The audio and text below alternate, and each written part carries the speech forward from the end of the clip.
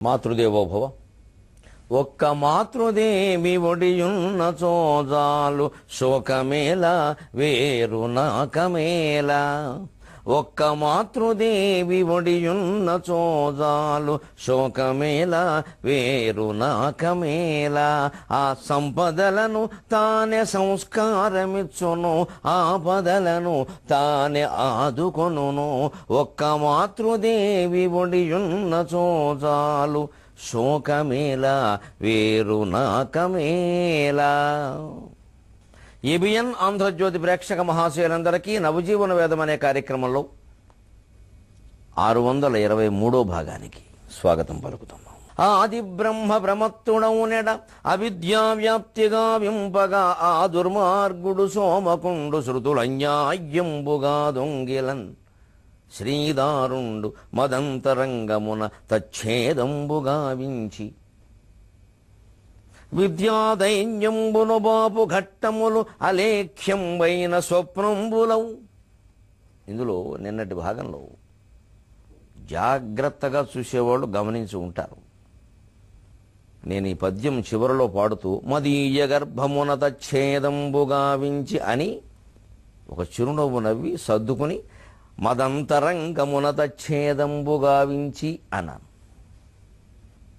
ఆ మొదటిసారి మనస్సులో పడిన మాట అలా ఉండిపోతుందండి. First impression is best impression అని అంటారే ఆంగ్లంలో. అది గుర్తుపెట్టుకోవాలి. అందుకే విద్యార్థులు దేన్నైనా కంఠస్థం చేసే ముందు చాలా స్పష్టంగా దాని అర్థం తెలుసుకుని ఆ పాఠం సరైందో కాదో చూసుకుని కంఠస్థం చేయాలి. అది ముందు తేల్చుకోవాలి. గుడ్డిబట్టి పట్టకూడదు. గుడ్డిబట్టి పట్టామంటే ఆ పొరపాటు ఉచ్చారణో, పొరపాటు భావమో, పొరపాటు శబ్దమో మనస్సులో పడింది అంటే తర్వాత ఎన్నిసార్లు మనం మార్చుకున్నా అది గుర్తొస్తూనే ఉంటుంది. మనస్సు ప్రభావం అలాంటిది, మెదడు. నేను కావ్యం మొదట రాసినప్పుడు మదీయ గర్భమున తచ్ఛేదంబు గావించి అని రాశాను. తర్వాత తత్వార్థం వ్యక్తం చేయడానికి మదీయ గర్భమున అండం కంటే మాది అంతరంగమున అండం ఇంకా బాగుంటుంది అనిపించి సరిచేశా. ఎంత సరి చేసినా అది గుర్తొచ్చేస్తుంది. ఇది జ్ఞాపక శక్తి సంబంధించిన విషయం. ఆ ముద్ర పడిందంటే అలా ఉంటుంది ప్రమాదం. ఇది కాదు, మనకు అనేక అభిప్రాయాలు సామాజికంగా, కులపరంగా, మతపరంగా, దేశపరంగా, దైవపరంగా, ఆధ్యాత్మికంగా అనేక అభిప్రాయాలు మనసులో ముద్రపడ్డాయి. కాబట్టి వాటిని మార్చుకోవడం ఇష్టం లేక సత్యాన్ని కూడా వ్యతిరేకిస్తూ ఉంటాం. ఆ మార్చుకోవడం ఇష్టం లేక. కానీ ఎప్పుడూ నిలబడేది సత్యమే.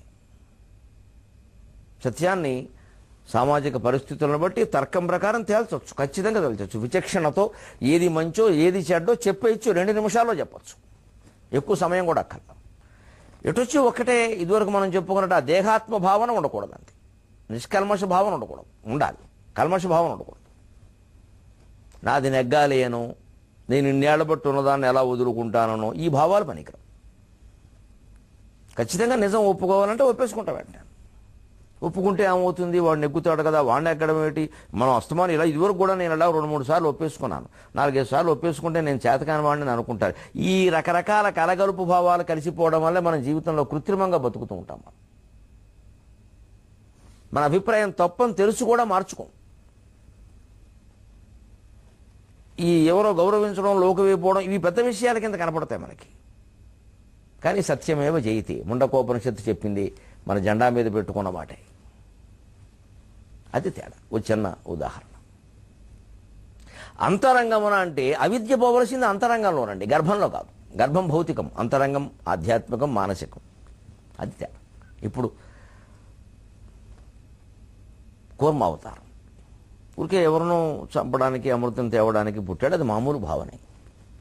మత్స్యావతారం ఎలాగైతే కాస్త వినూత్నంగా చెప్పాము, అలాగే కూర్మావతారం కూడా. పైగా ఈ తరంగం ఇది ఏదో ఇరాక్ తీరం నుంచి కొట్టుకొచ్చింది. ఎప్పుడు తరంగం సహా ఎవరికైనా తన గురించి చెప్పుకోవాలని చూస్తే ఏదో కాస్త పవిత్రంగా, గొప్పగా ఏదో చెప్పాలని అనిపిస్తుంది సహజంగా. ఎంత మూర్ఖుడికైనా సరే పాపం తరంగానికి అనిపించదా? అందుకని క్షీరసాగర మథన ఘట్టం కూర్మావతారం కదా, అది ఆసరాగా తీసుకుని తన గొప్పతనం చెబుతాం. అమృతాన్వేషణ సేయగాదలచి దైత్యాదిత్యులు ఈనాయదన్ శ్రమతో ద్రచ్చటి వేళలందు అమృతాన్వేషణ సేయగాదలచి దైత్యాదిత్యులు ఈనాయదన్ శ్రమతో ద్రచ్చటి వేళలందు అచట నస్తవ్యస్తమై ఈ సముద్రములో జొచ్చితి ఉప్పు బట్టితి అచట నస్తవ్యస్తమై సముద్రములో జొచ్చితి ఉప్పు బట్టితి సుధాంతర్యం అవార్యం మునై మిము బోంట్లన్ కనినప్పుడెల్ల కరగున్ మీ కౌగిటన్ వ్రాలగన్ మిము బోంట్లన్ కనినప్పుడెల్ల కరగున్ మీ కౌగిటన్ వ్రాలగన్.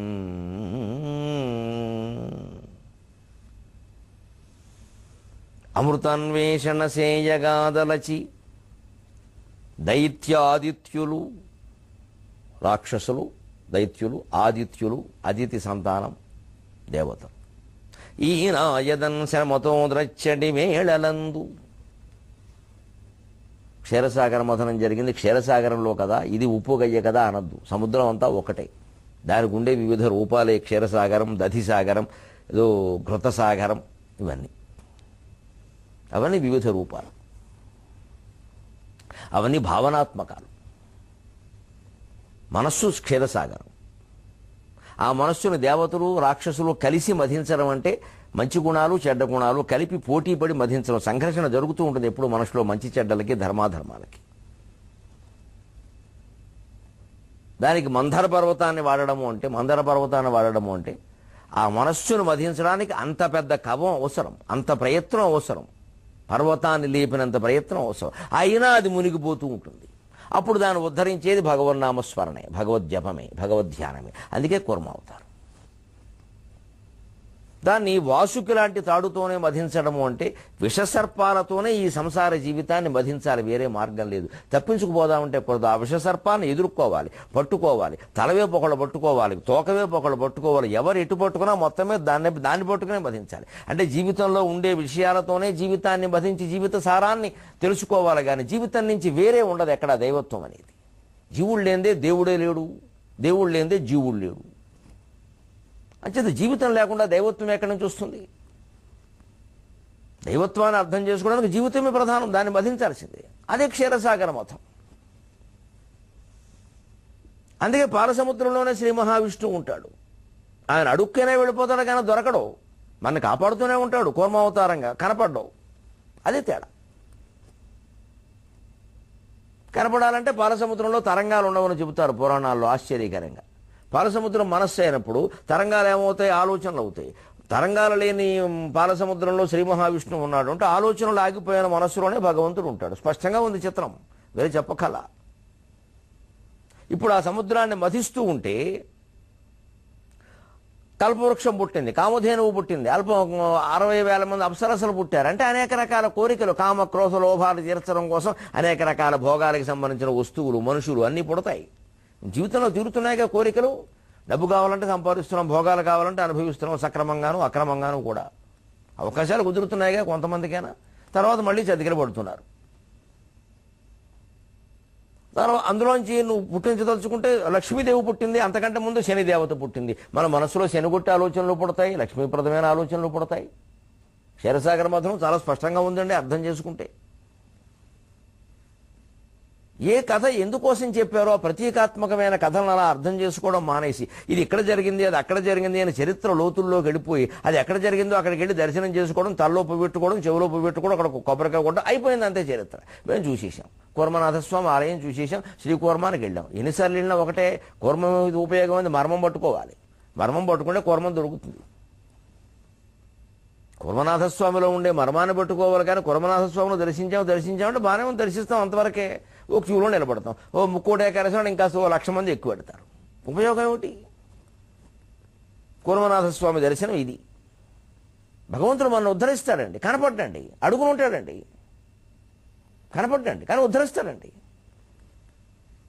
ఎందుకంటే ఈ జీవుడిని పుట్టించింది ఆయన కదా, ఉద్ధరించుకోకపోతే అలాగా ఎవరి పిల్లలను వాళ్ళు ఉద్ధరించుకోరు, వదిలేస్తారా? చెడిపోయినా వదలట్లేదు. మనిషిని భగవంతుడు ఎందుకు వదిలేస్తాడు? అదే ఇతర మతాల్లో కూడా చెబుతారు, దేవా నా చెయ్యి వదలకము, దేవా నా చెయ్యి వదలకము. అదే విషయం అండి, ఎక్కడున్నా ఒకటే. మన మతం అని మనం ఎందుకు అంటాడు? మనకి మన మతమేగా. లోకంలో 100 మంది తల్లులు ఉండొచ్చు, మన తల్లి మన తల్లి. అలాగే 100 మతాలు ఉండని, అన్నీ గొప్పవి. 100 పూలు వికసించని 1000 భావాలు వర్ధల్లని, అన్నీ బాగుండాల్సిందే. కానీ ఇది మనది హిందూ మతం, మనం మారకూడదు. మన హిందూ మతమే మనది, మన దానికి మనం కట్టుబడి ఉండాలి. అన్ని మతాలు బాగుండాలి. ఎవరి అభిప్రాయాలు వారికి ఉన్నాయి. ప్రతి దాంట్లోనూ విలువైన విషయాలు ఉన్నాయి. ప్రతి దాంట్లోనూ బలహీనతలు, పిచ్చి నమ్మకాలు చాలా ఉన్నాయి. మనం త్రయోదశి చాలా గొప్ప తిథి అనుకుంటాం. పాశ్చాత్యులు 13 పరమ అసహ్యమైన తిథిగా భావిస్తారు. వాళ్ళు అమెరికాలో ఉండే, ఐరోపాలో ఉండే హోటల్స్లో, స్టార్ హోటల్స్లో 25 అంతస్తులు ఉంటే 13 అంతస్తుకు 13 అంకె పెట్టరు. లిఫ్ట్లో మీరు చూసుకోండి, 12 తర్వాత 12A పెట్టి 14 పెడతారు. అంత పిచ్చి నమ్మకం ఉంది వాళ్ళకి. వాళ్ళకేం విజ్ఞానం ఉంది? వాళ్ళ తలకే. వాళ్ళ ఏడుపులు వాళ్ళకున్నాయి. కామధేనువులు, కల్పవృక్షాలు పుట్టాయి అంటే కోరికలు తీరతాయి. జీవితంలో తీరకుండా ఉండవని అయినా ఎప్పుడప్పుడు తీరతాయి, సమృద్ధిగా తీరతాయి. అయినా ఏం ఉపయోగం లేదని చెప్పడు. చంద్రుడు పుట్టాడు, చల్లదనం కూడా జీవితంలోంచే వస్తుంది. విషం పుట్టింది, భయంకరమైన విషయాలు కూడా జీవితంలోనే ఉంటాయి. చిట్ట చివరిలో వస్తుంది అమృతం. అమృతం వచ్చాక ఇంకేమీ రాలేదు, గమనించండి. ఆ అమృతమే అమృతానందం, సచ్చిదానందం.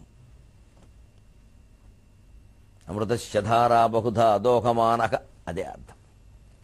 లోకస్య ద్వారం అత్యుష్పత్ పవిత్రం జ్యోతిష్పత్ భ్రాజమానం. ఆ అమృతధారణ అందుకోవాలి. అది వచ్చే వరకు ఇవన్నీ వస్తూ ఉంటాయి. కోరికలు తీరుతూ ఉంటాయి. మళ్ళీ నిరాశకు లోనవుతాం, దురాశ పడతాం. ఆశలు, అడియాసలు, శని, లక్ష్మీదేవి, పెద్దమ్మ, చిన్నమ్మ అన్నీను. నష్టం, లాభం, సుఖం, దుఃఖం,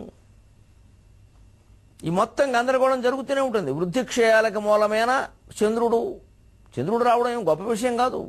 చంద్రుడు క్షీణిస్తాడు, వృద్ధి చెందుతాడు, రెండూ ఉన్నాయి. ఇదేం గొప్ప విషయం? అది గొప్ప విషయం ఏది? క్షయ వృద్ధి వినిర్ముక్త క్షేత్రపాల సమర్చిత. అది ముఖ్యం. లలితా సహస్రంలో చెప్పింది. క్షయ వృద్ధి వినిర్ముక్త క్షేత్రపాల సమర్చిత. క్షయం నుంచి వృద్ధి, ఈ క్షయము వృద్ధి వీటి నుంచి నన్ను విముక్తులను చేయవమ్మ. అందుకని క్షయవృద్ధి వినిర్ముక్త అన్నారు. ఈ క్షణవృద్ధులు లేని ఒక నిశ్చల స్థితికి వెళ్ళాలి. కానీ క్షణము వృద్ధి ఎంతకాలం ఉండి, కొంతకాలం వృద్ధి, కొంతకాలం క్షీణం.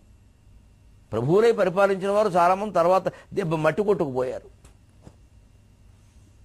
మట్టి మోసుకుంటానికి వీళ్ళ జీవితం ఇంతే అనుకున్న వాళ్ళు మహారాజులు అయ్యారు. పెద్ద పెద్ద శాసనసభ్యులు గాను, మంత్రులు గాను పనిచేసిన వాళ్ళు టీ అమ్ముకుంటున్నారు. టీ అమ్ముకునే వాళ్ళు ప్రధానమంత్రులు అయ్యారు. రెండూ సాధ్యమని ఈ దేశమే నిరూపించింది.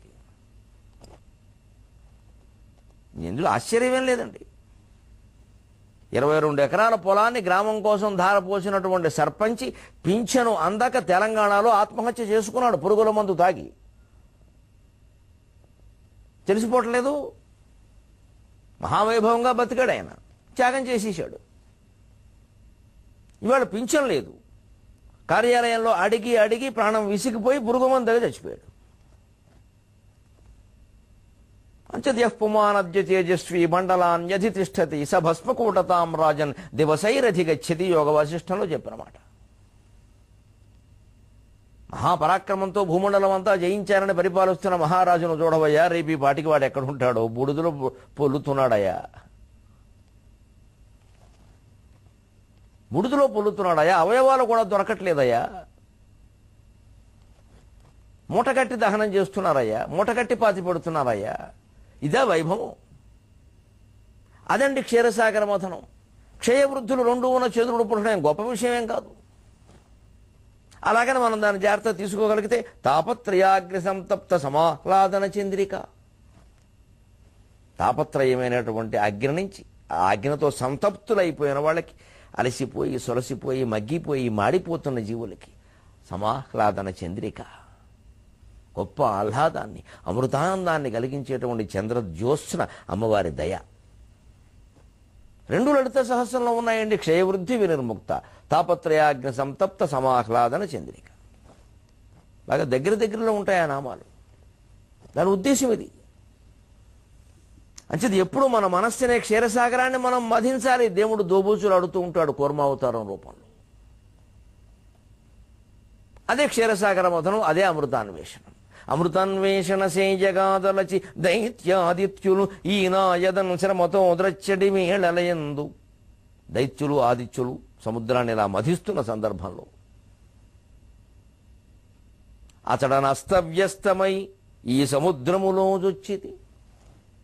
అచడనస్తవ్యస్తమై ఈ సముద్రములో జొచ్చిది. అక్కడ ఏదో కలగుండు పడి అటు ఇటు కెరటాలని చెదిరిపోవడంలో ఓ కెరటం నేనయ్యా కిందకు వచ్చానండి. అది గొప్పతనం అంటే. ఎవరికైనా తమ గురించి తమ పుట్టుకను గురించి చెప్పమని అవకాశం ఇస్తే మీ పుట్టుకలో విశేషాలు ఏమిటంటే, మా అమ్మ చెప్పిందండి, నేను పుట్టినప్పుడు పాము పడగ పట్టింది. ఎవడు ఫోటో తీసిన వాడు ఒక్కళ్ళు లేడు ఇక్కడ. అడిగితే నేరం. ప్రతివాడు చెప్పేస్తాడు ఈ కబుర్లు. ఎందుకంటే వీడిప్పుడు ఏదో కాస్త గొప్పవాడు అయ్యాడు. టీవీలో ముఖాముఖి కూర్చోబెట్టారు వీడిని. ఇంకంతే వచ్చేసింది ఇంకా పైత్యం. ఆ అమ్మగారు లేనప్పుడు అడుగుదామంటే మరి అదే మన నమ్మదగిన మామూలు విషయం అయితే నన్ను కనడానికి మా అమ్మ చాలా కష్టపడింది అంటే పర్వాలేదు. ప్రతి అమ్మ కష్టపడుతుంది. పోనీ ఇంకా ఎక్కువ కష్టపడిందన్నా పర్వాలేదు. నేను పుట్టినప్పుడు ఏదో తుఫాన్ వచ్చిందట అని ఏదో అన్నా పర్వాలేదు. అది కూడా అవకాశం ఉంది. పుట్టినప్పుడు పాము పడకబట్టింది. పుట్టినప్పుడు పురుటి గదిలో ఒక పాము వచ్చి పడకపడితే వీడు ఉంటాడా, వీళ్ళ అమ్మ ఉంటుందా? వేషాలండి ఇవన్నీ. కానీ మానవ ప్రవృత్తి. అందుకే తరంగం కూడా అక్కడ పుట్టాం ఇక్కడ పుట్టాం, ఎందుకో బురద కాలువలో పుట్టాం, బోధి కాలువలో, అక్కడి నుంచి సముద్రంలోకి వచ్చామని ఎందుకు చెప్పాలి, నాకేం పని అని ఆ క్షీరసాగర మథనం జరిగినప్పుడు అక్కడ ఉండేదాన్ని నేను క్షీరసాగర కెరటానని చెప్పడం అనమాట. అక్కడి నుంచి ఇక్కడికి వచ్చానయ్యా అని చెప్పి. అమృతన్వేషణ సేయగాదనచి దైత్యాదిత్యులు ఈనాయదన్ శ్రమతోద్రచ్చడి మేళలందు అచడనస్తవ్యస్తమై సముద్రములో జొచ్చితి ఉప్పు బట్టితి. ఇగో ఈ దిక్కుమాలిన సముద్రంలో పడిపోయానయ్యా, అమృత సాగరానికి చెందిన దాన్ని ఉప్పు గయ్యలో పడిపోయా. గొప్ప చెప్పుకుంటే అలాగే ఉంటుందిగా మరి.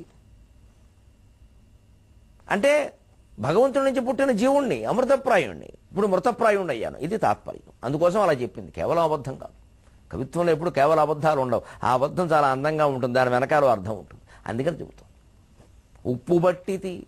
కానీ సుధాంతర్యం అవార్యం మునై మిము బోంట్లన్ కనినప్పుడెల్ల కరగున్ మీ కౌగిటన్ వ్రాలగన్. కానీ ఆ పాల సముద్రంలో పుట్టిన దాని మూలాన్ని ఆ పాలతత్వం, ఆ ఆర్ద్రత అలా ఉండిపోయిందయ్యా. స్వభావం ఎక్కడికి పోదు కదా. ఉప్పు పట్టినా సరే, ఆముదం జిడ్డు పట్టినా సరే, ఆ లోపల స్వభావం ఉంటుంది కదా. అది నేను క్షీరస్వభావం కదా నాది.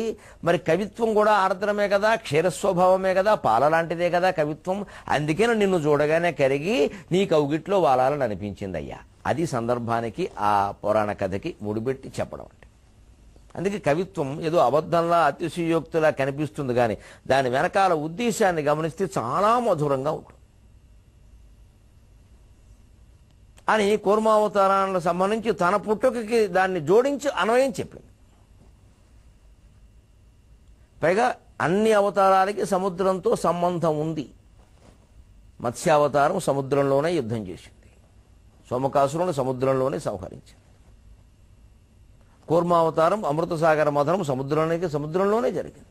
ఇప్పుడు వరాహావతారం కూడా ఘనుడై ఆదివరాహ రూపధరుడై కంజాక్షుడై, ఘనుడై ఆదివరాహ రూపధరుడై కంజాక్షుడై వెన్నముద్దను అంగుష్టమునందు దాల్చినటు, వెన్నముద్దను అంగుష్టమునందు దాల్చినటు దైత్యశ్రేణి హస్తంబులందున చాకుండ ధరన్ వహించునప్పుడు, దైత్యశ్రేణి హస్తంబులందున చాకుండ ధరన్ వహించునప్పుడు ఏదో హాయి కల్గెన్, ఏదో హాయి కల్గెన్. జలంబున దైవాత్మ పద ప్రవేశము సుధాపూర్ణ ప్రవాహం బగున్, జలంబున దైవాత్మ పద ప్రవేశము సుధాపూర్ణ ప్రవాహం బగున్. ఘనుడై ఆదివరాహ రూపధరుడై కంజాక్షుడై, పద్మాల వంటి నేత్రాలు కలిగినటువంటి ఆ శ్రీహరి మూడవ అవతారంగా వరాహ అవతారం ఎత్తినప్పుడు వెన్నముద్దను అంగుష్టమునందు దాల్చినట్టు నాకు బాలకృష్ణ అవతారం గుర్తొస్తుందయ్యా. శ్రీకృష్ణమూర్తి బాలకృష్ణుడు వెన్నముద్దను ఇలా తేలిగ్గా గోరు మీదకు తీసుకుని ఆం అని మింగేసినట్టుగా మొత్తం భూమండలాన్ని అలా కోర మీదకు తీసుకున్నాడయ్యా. గోరు ముద్దలాగా ఇది కోర ముద్ద. దైత్యశ్రేణి హస్తంబులందున చాకుండ ధరన్ వహించునప్పుడు రాక్షసుల చేతికి చిక్కద్ది భూమండలం. ఇప్పుడు కూడా అవసరం కదండి. ఎంతమంది రాక్షసులు భూమిని కబ్జా చేస్తున్నారండి. ప్రభుత్వ స్థలాలు పేదవాళ్ళకి చెందకుండా వాళ్ళందరికీ వరాహ అవతారం అవసరం కాదండి. కుమ్మి ఇద్దండి ఒక్కొక్కడిని పట్టుకుని. అందుకని దేవుడు అవసరం. దేవుడు మనకు బోధిస్తున్న కర్తవ్యం అది. ఎప్పుడూ కబ్జాదారులు ఉంటారయా, అబ్జాక్షుల్లాగా విక్రమించండి. చూస్తూ ఊరుకుంటారేమిటి? రాసేవాడు రాయుడు, కూసేవాడు కుయ్యుడు, ఒక మాట అనడానికే భయపడి చచ్చిపోతున్నారు. ఎవరి ప్రయోజనాలు వారివి, వారితో మనకెందుకు అనుకుంటే కూడా పర్వాలేదండి. వారి ఇచ్చేది ఆంబోళాలు పుచ్చుకోవడం అండి, వారిని పొగడ్డం అండి. అంటే వాళ్ళు గమనించేశారు, మనం ఎలా సంపాదించినా పర్వాలా, 10 మంది కవులకి 10 మంది పండితులకి సన్మానాలు చేసేస్తే మనం బ్రహ్మాండమైన వ్యక్తులు. ఎంతమందిని ముంచేసినా పర్వాలా. కవి పండితులే ఈ విషయాన్ని గ్రహించాలి. ఆత్మాభిమానం ఉంటే గ్రహిస్తాం, అమ్మేసుకుంటే ఎలా వీలవుతుందండి? ఇది సారాంశం. లేకపోతే జరుగుతూనే ఉంటాయి. భూమిని హిరణ్యాక్షుడు చాప చుట్టడం ఏంటండి? ఇప్పుడు హిరణ్యాక్షుడు 100 మంది ఉన్నారు, రాష్ట్రానికి 100 మంది ఉన్నారు. రాష్ట్రాలు విడిపోయాక 200 అయ్యారు. ఏమి తగ్గలేదు సంఖ్య. మరి వాళ్ళు వరాహ అవతారం కాబట్టి ఎవరేం చేస్తారు? అందుకని మళ్ళీ చెప్పుకోవడం ఇదంతా. రామాయణ భారతాలు, దశావతారాలు, పురాణాలు ఎందుకు మిగిలి ఉంటాయంటే దుర్మార్గాలు ఉన్నంతకాలం అవసరం ఉంటాయండి. సన్మార్గులకి దన్నుగా ధైర్యంగా నిలబడ్డానికి. అలాంటిదయ్యా వరాహ అవతారం. దైత్యశ్రేణి హస్తంబులందున చాకుండా ధరను వహించున్నప్పుడు ఏదో హాయి కలిగాను. ఒక్కసారి వరాహస్వామి ఇలా నాలో ప్రవేశించి తన పాదాలు నాలో పెట్టి ఆ సముద్రంలో మునిగిన భూమిని ఇలా పైకి లేపుతూ ఉంటే ఏదో హాయి కలిగాను. జలంబున దైవాత్మ పద ప్రవేశము సుధాపూర్ణ ప్రవాహం బగున్. ఈ జలంలో దైవాత్మ తన పాదాలు ప్రవేశపెట్టడం అంటే సుధాపూర్ణ ప్రవాహం, అమృతాన్ని ప్రవహింపజేసినట్టే కదా. అదే కదా అహల్య వృత్తాంతం. ఇంద్రియ భోగాలు, ఇంద్రుడు అంటే ఇంద్రియ భోగాలు, ఇంద్రియ భోగాలకు లొంగిన మనస్సుని తిరిగి తపస్సులోకి తీసుకెళ్లి దైవాత్మ పద ప్రవేశం చేసేలాగా చేసుకుంది అహల్య. అందుకని పరమ పవిత్రులైంది. రామచంద్రమూర్తి సాక్షాత్తు అమ్మకి నమస్కారం చేశారు. కౌశల్యాదేవితో సమానమమ్మా, అరుంధతీదేవితో సమానమమ్మా అన్నారు. అలా మనం కూడా దైవాత్మ పద ప్రవేశాన్ని మన మనస్సులో జరిగేలా చేసుకోవాలి.